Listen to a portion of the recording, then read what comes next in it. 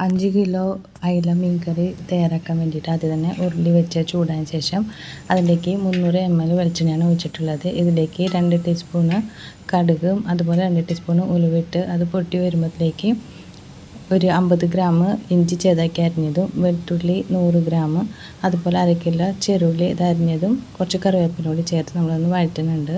പിന്നെ ഇതിലേക്ക് മുളക് പൊടി 1/4 കിലോ, മഞ്ഞൾപ്പൊടി 2 ടീസ്പൂണ്, മല്ലിപ്പൊടി 150, അതുപോലെ ഉലുവ പൊടിച്ചത് ഒരു 3 ടീസ്പൂണ്. ഇത്രയും പൊടികൾ ചേർത്ത് നമുക്കതൊന്ന് നന്നായി മിക്സ് ചെയ്ത് കൊടുക്കാം. അതേ സമയത്ത് തന്നെ നമ്മൾ കുടംപുളി തിളപ്പിക്കാൻ വേണ്ടി വെച്ചിട്ടുണ്ടായിരുന്നു. 100 ഗ്രാം കുടംപുളി 1.5 ലിറ്റർ വെള്ളത്തിലാണ് ഞാൻ തിളപ്പിച്ചിട്ടുള്ളത്. ഇത് നന്നായി മിക്സ് ചെയ്തതിന് ശേഷം പൊടികളൊക്കെ ഇട്ട് നന്നായി നമുക്ക് മിക്സ് ചെയ്ത് കൊടുത്തതിന് ശേഷം ഈ പുളി തിളപ്പിച്ച വെള്ളം ഒഴിച്ചു കൊടുക്കാം. ഞാനിവിടെ 100 ഗ്രാം കുടംപുളിയാണ് എടുത്തിട്ടുള്ളത്. അത് ഓരോ പുളിക്ക് അനുസരിച്ചിട്ട് നമുക്ക് അളവിൽ വ്യത്യാസം വരും. ഇത് അത്യാവശ്യം തന്നെ പുളിയുള്ള നല്ല പുളിയായിരുന്നു. പിന്നെ ഇതിലേക്ക് ഒരു 1.5 ലിറ്റർ വെള്ളം കൂടി ചേർക്കുന്നുണ്ട്. മൊത്തം 3 ലിറ്റർ വെള്ളമാണ് ഇതിലേക്ക് എടുത്തിട്ടുള്ളത്.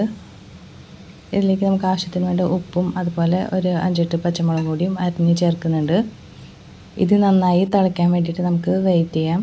തിളച്ചതിന് ശേഷം കഴുകി വൃത്തിയാക്കിയിട്ടുള്ള മീൻ കഷ്ണങ്ങൾ ഇതിലേക്ക് ചേർത്ത് കൊടുക്കാം.